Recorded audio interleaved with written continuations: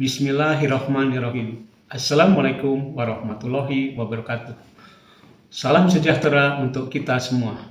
Perkenalkan, saya Dr. Wali Haryana MPD, dosen program Studi Pendidikan Seni Rupa, Fakultas Pendidikan Seni dan Desain, Universitas Pendidikan Indonesia. Saya pengampu mata kuliah Desain Komunikasi Visual Dasar yang menjadi mata kuliah wajib berbobot 3 SKS. Capaian pembelajaran mata kuliah ini adalah memberikan pengetahuan dasar dan keterampilan dasar dalam bidang desain komunikasi visual dalam rangka membekali calon pendidik, guru, dan praktisi yang profesional. Pada pertemuan ke-11 kali ini, kita akan membahas tentang proses pembuatan desain logo hingga konseptualisasi branding.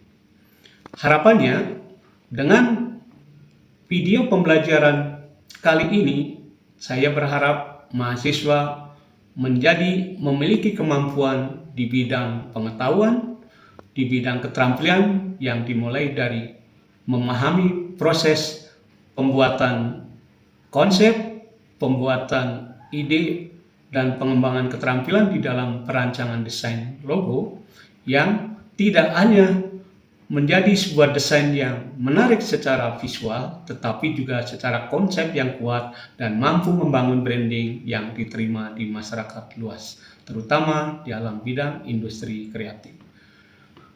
Demikian yang bisa saya sampaikan, mudah-mudahan video pembelajaran ini bermanfaat. Selamat mengikuti. Assalamualaikum warahmatullahi wabarakatuh. Waalaikumsalam warahmatullahi wabarakatuh. Ya, selamat pagi teman-teman semua. Ya, gimana kabarnya? Alhamdulillah. Dalam materi kali ini ya teman-teman di perkuliahan Desain Komunikasi Visual ini, Bapak akan ngajak kawan-kawan mahasiswa untuk membahas tentang proses pembuatan desain logo yang dikaitkan tentang branding. Ya, sebelum kita mulai tentang branding, mungkin Bapak perlu absen dulu ya. Oke, sebentar, saya akan. Wiranto ada? Ada. Aulia? Oke. Dava? Denia? Dewi? Oke. Elvira? Andis? Fatimah?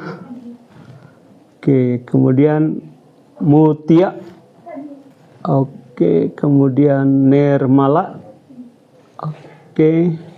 Restu, Sherin, Tamara, oh iya, dan Yoga hadir ya. Baik, terima kasih banyak teman-teman semua.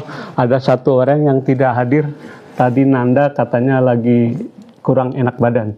Kita doakan mudah-mudahan saudari Nanda lekas sembuh ya dan bisa mengikuti perkuliahan kembali. Baik teman-teman, ya Bapak tadi sudah ingin menceritakan keterkaitan pembuatan desain logo. Nah, sebelum kita membahas logo, tentunya kawan-kawan kadang-kadang suka ragu ya, apa perbedaan logo dan branding gitu ya.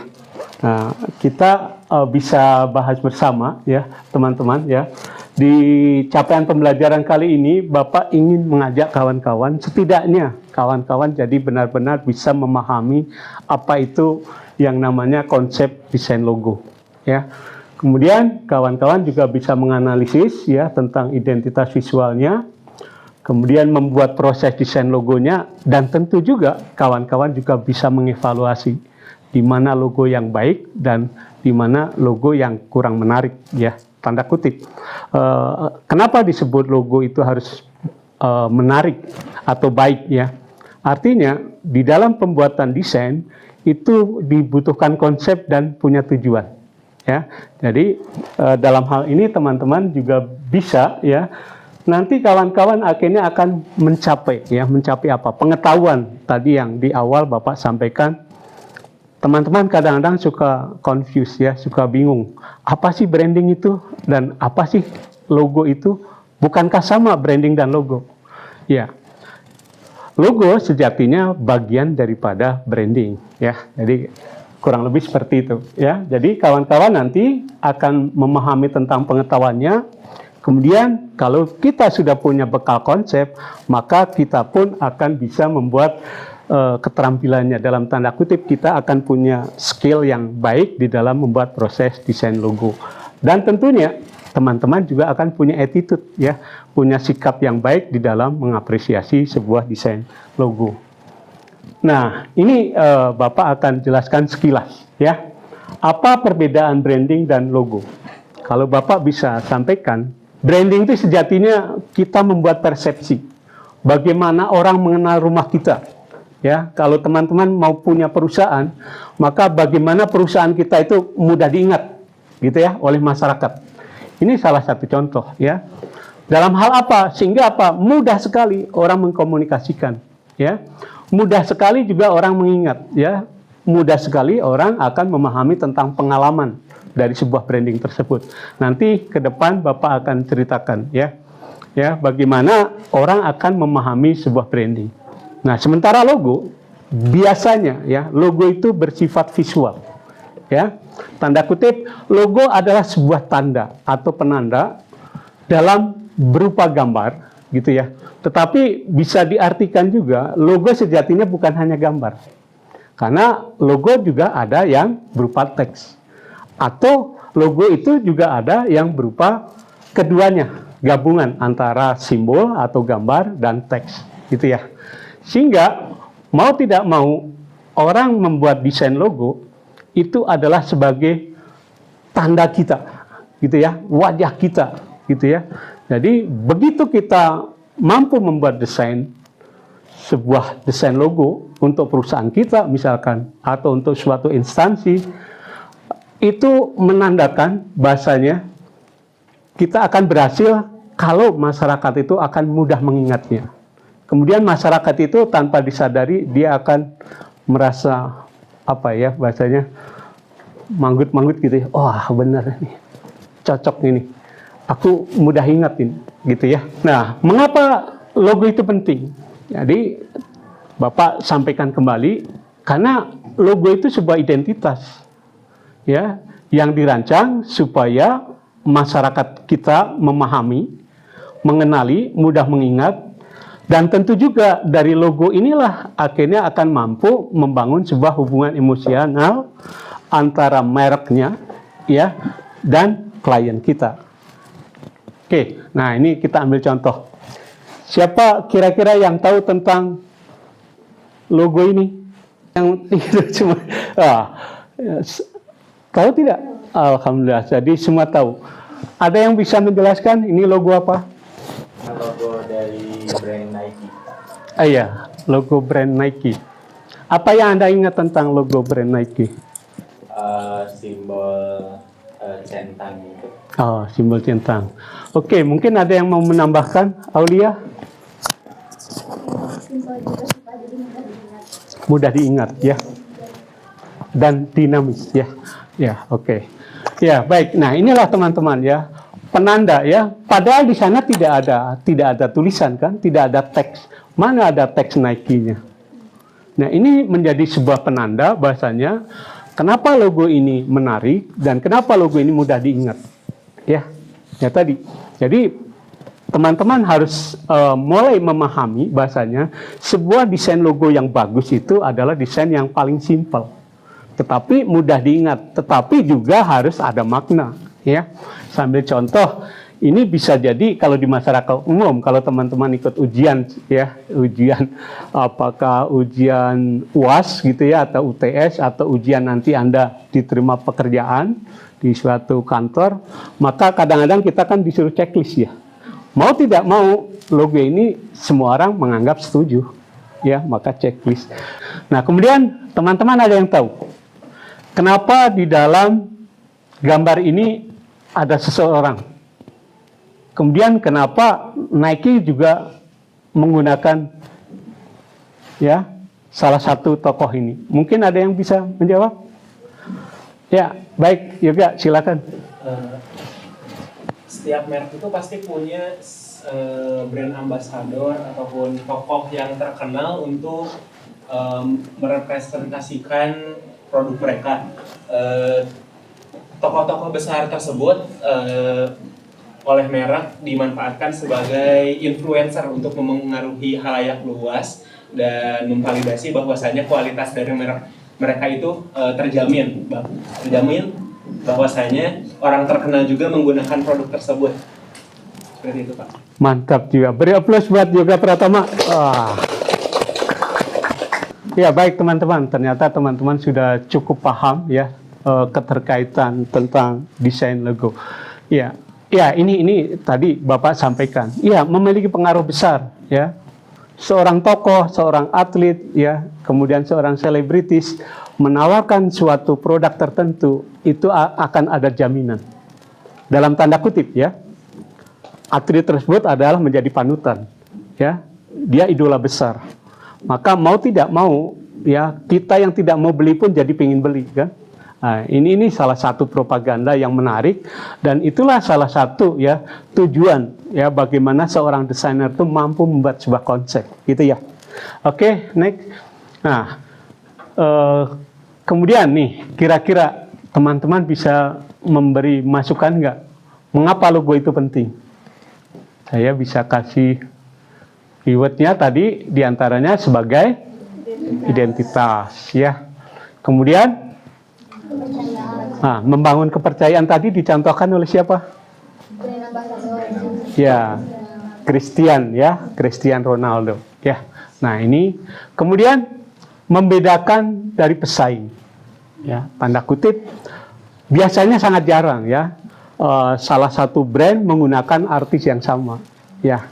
Kemudian jangan lupa kalau logo itu sudah dikenali, kemudian tanpa disadari ya, merek itu dengan sendirinya semua orang akan tahu ya. Maka kalau sekarang kita sebut viral ya. Selanjutnya, jenis logo. Teman-teman mungkin ya kadang-kadang suka bingung logo yang benar itu yang bagaimana ya. Apakah logo itu yang hanya gambar, atau logo itu hanya tulisan, atau dua-duanya? Yang benar yang mana? Semuanya benar. Alhamdulillah ya, memang semuanya benar ya. Karena pada intinya di dalam pembuatan desain logo itu tergantung ya, tergantung misalkan kawan-kawan nanti membuat desain logo, maka tergantung klien kita, keinginan dia yang mau punya branding, dia memilih apa? Apakah dia cukup membawa dengan teks dalam tanda kutip nama dia juga cukup terbawa, atau dia boleh diwakili dengan simbol gitu ya, atau visual gambar, atau kedua-duanya. Nah, di sini ya teman-teman, kalau jenis logo yang berbasis teks ya, itu dikatakan logo type ya, atau wordsmarks ya. Jadi di sini logo khusus menggunakan tipografi ya. Contoh ya, teman-teman mungkin tidak asing ya. Di sini contoh Coca-Cola ya, kemudian Google dan Disney. Contoh yang benar-benar kuat di sini adalah logo Coca-Cola ya. Dari awal sampai akhir tidak pernah berubah kan, desainnya ini terus. Padahal berupa teks ya. Tapi percaya atau tidak, ya ini menurut saya sebuah keberhasilan. Nah, ya. Nah, ini juga contoh nyata ya, lettermarks atau monogram ya. Tetap aja dia menggunakan ini atau inisial ya. Jadi misalkan contohnya NASA. Ternyata NASA itu ada kepanjangannya. Ya, ini tergantung ya, kembali lagi tergantung founder atau pemilik branding tadi ya, menginginkan apa kepada kita selaku desainer. Nah, yang kedua adalah jenis ragam bentuk yang berbasis simbol atau kombinasi ya. Contohnya apa? Kalau yang berbasis simbol itu bisa disebut logo simbol atau pictorial marks ya. Ini contoh mungkin teman-teman bisa menjawab ya. Kalau yang warna hitam ini logo apa ini? Logo Apple. Kemudian yang warna biru? Nah, alhamdulillah ya. Tanpa disadari ini sudah berhasil ya. Saya tidak mengajak kawan-kawan ini logo apa, kawan-kawan spontan bisa menjawab ya. Nah, kemudian ini juga ada yang disebut abstrak logo ya. Nah, ini contohnya tadi Nike dan teman-teman tahu yang Pepsi-Cola, ya, mantap jiwa, ya. Beri aplaus buat Dava. Wah. Nah, kemudian ini yang kombinasi, kawan-kawan, ya, namanya combination marks, ya, gabungan antara tag dan simbol, ya. Nah, ini contohnya Burger King, Lacoste, ya. Jadi kawan-kawan silahkan memilih, ya, kalau toh membuat desain dalam tanda kutip. Sebelum kawan-kawan nanti membuat karya desain logo, alangkah baiknya kita harus membuat konsep dulu, ya. Oh, logo apa yang akan kita buat? Nah, kalau ternyata teman-teman mendapatkan proyek dari klien, ya tentunya menanyakan dulu, ya, apa kesukaan dia. Apakah berupa teks saja, berupa simbol saja, atau gabungan dari keduanya. Ya, yang harus dipahami betul oleh mahasiswa, yaitu teman-teman semuanya, bagaimana membuat prinsip sebuah desain logo itu yang efektif.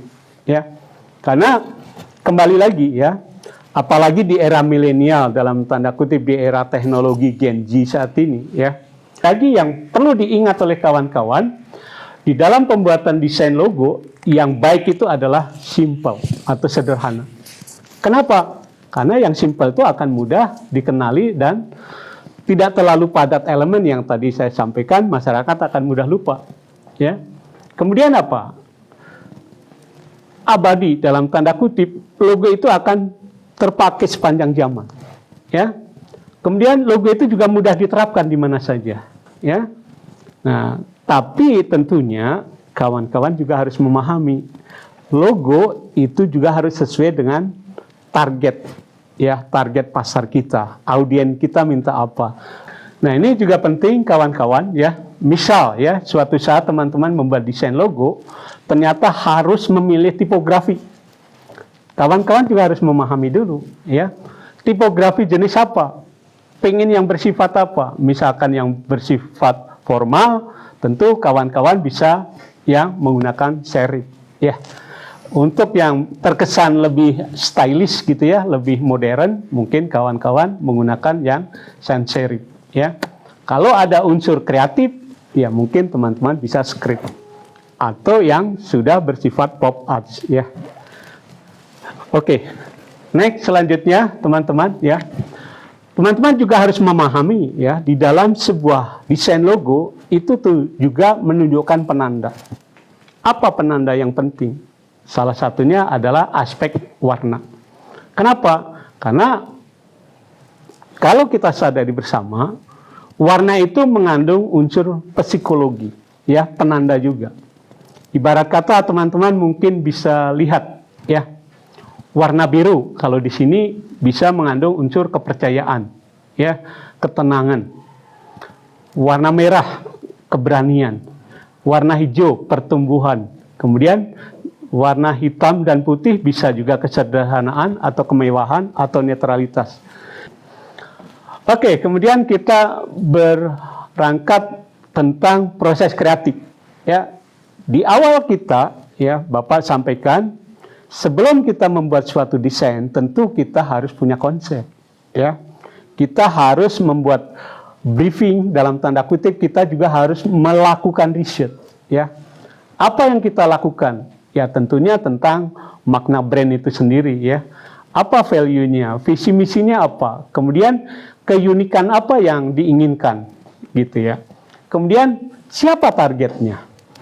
Nah, kemudian kita juga akhirnya harus, ya, dari apa yang kita temukan tadi, dari klien kita misalkan minta warna biru, kemudian dari klien kita meminta gambar, ya, disertai tag, maka teman-teman sudah mulai menyiapkan pensil.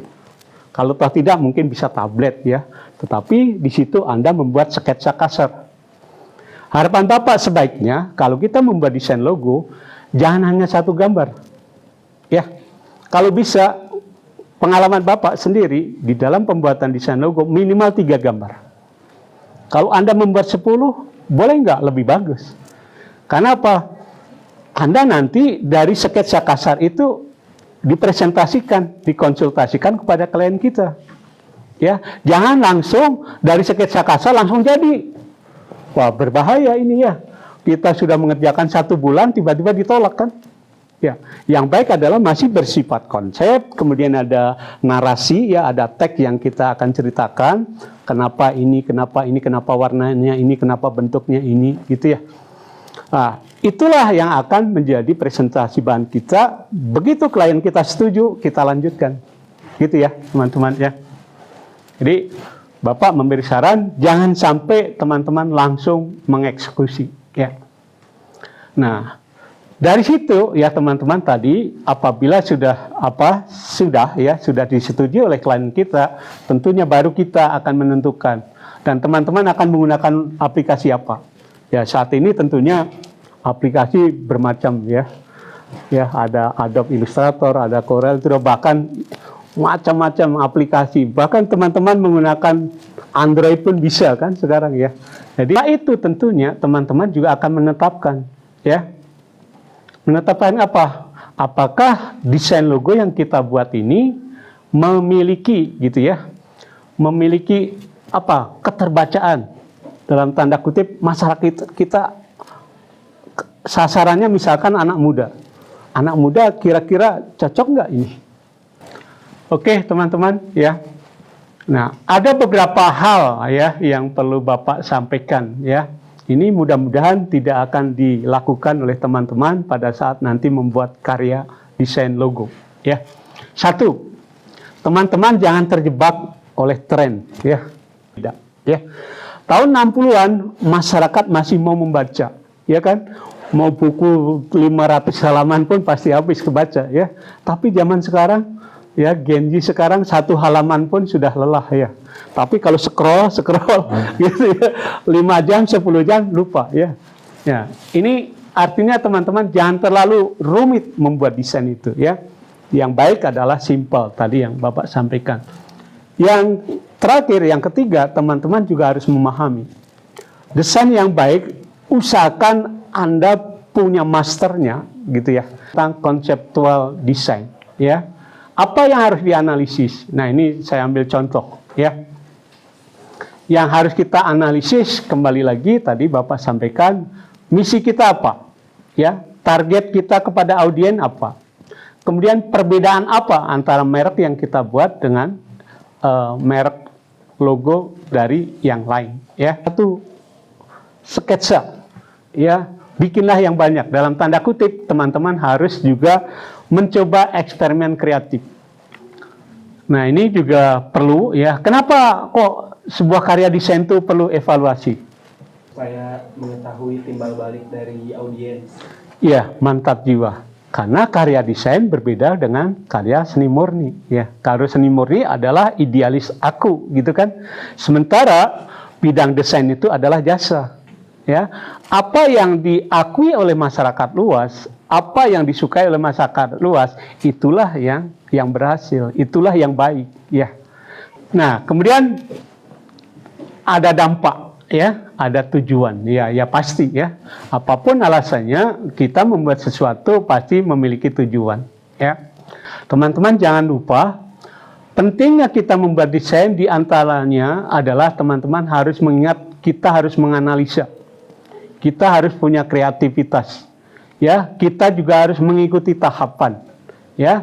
Kemudian ada refleksi dari masyarakat tentunya dan teraplikasi, ya. Tujuannya akan nyampe apa yang kita buat. Bapak menyampaikan teori konsep tentang bagaimana membuat desain logo yang menarik, ya, dan berhasil.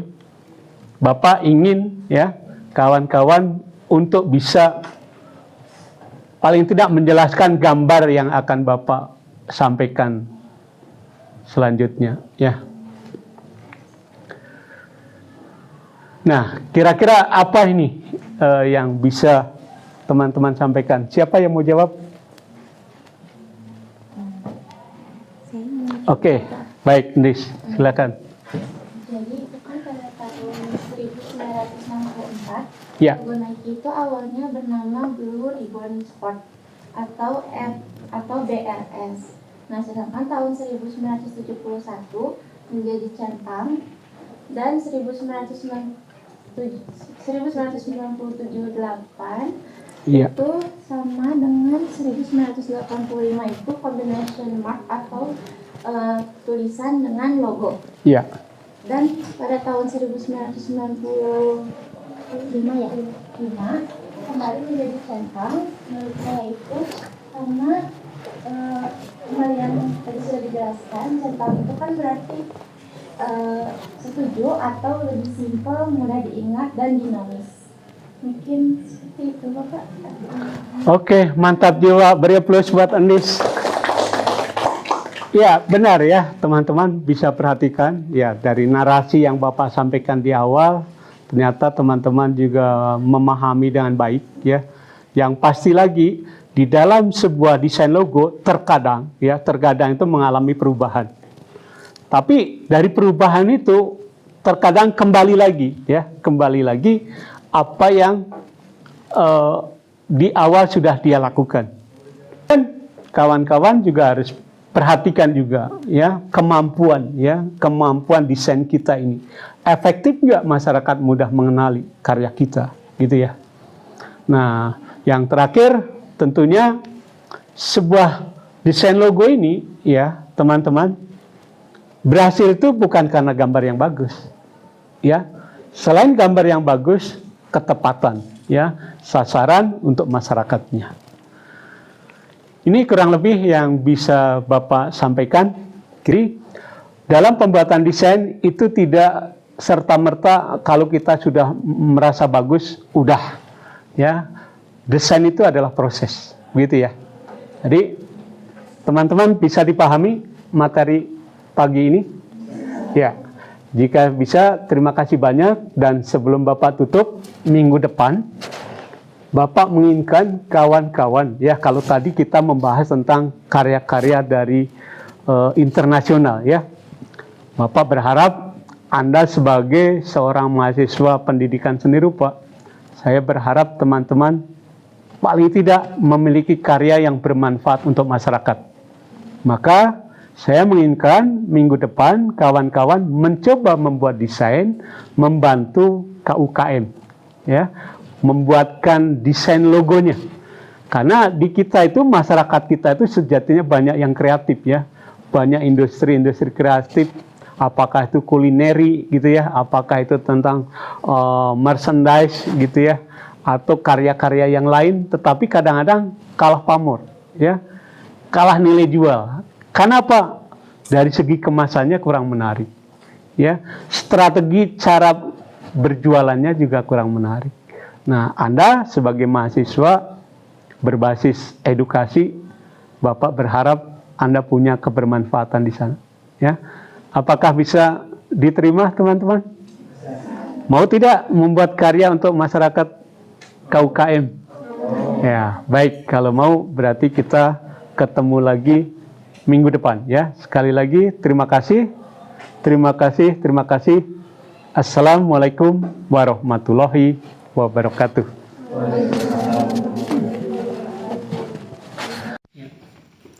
Demikian video pembelajaran desain komunikasi visual dasar kali ini pada pertemuan 11 yang membahas tentang proses pembuatan desain logo dari konseptualisasi hingga branding. Saya berharap dengan video pembelajaran kali ini memberikan kebermanfaatan bagi mahasiswa menjadi lebih mampu dan memahami dalam proses pembuatan desain logo secara sistematis, kreatif, dan memiliki kepekaan dalam rangka mampu membangun citra branding. Demikian yang bisa saya sampaikan. Mudah-mudahan video pembelajaran kali ini membawa manfaat. Tetap semangat, tetap menjadi generasi yang peduli, tetap menjadi generasi yang inovasi, dan menjadi calon pendidik, guru pendidikan seni rupa yang profesional dan bermanfaat bagi masyarakat. Terima kasih, terima kasih, terima kasih. Wassalamualaikum warahmatullahi wabarakatuh.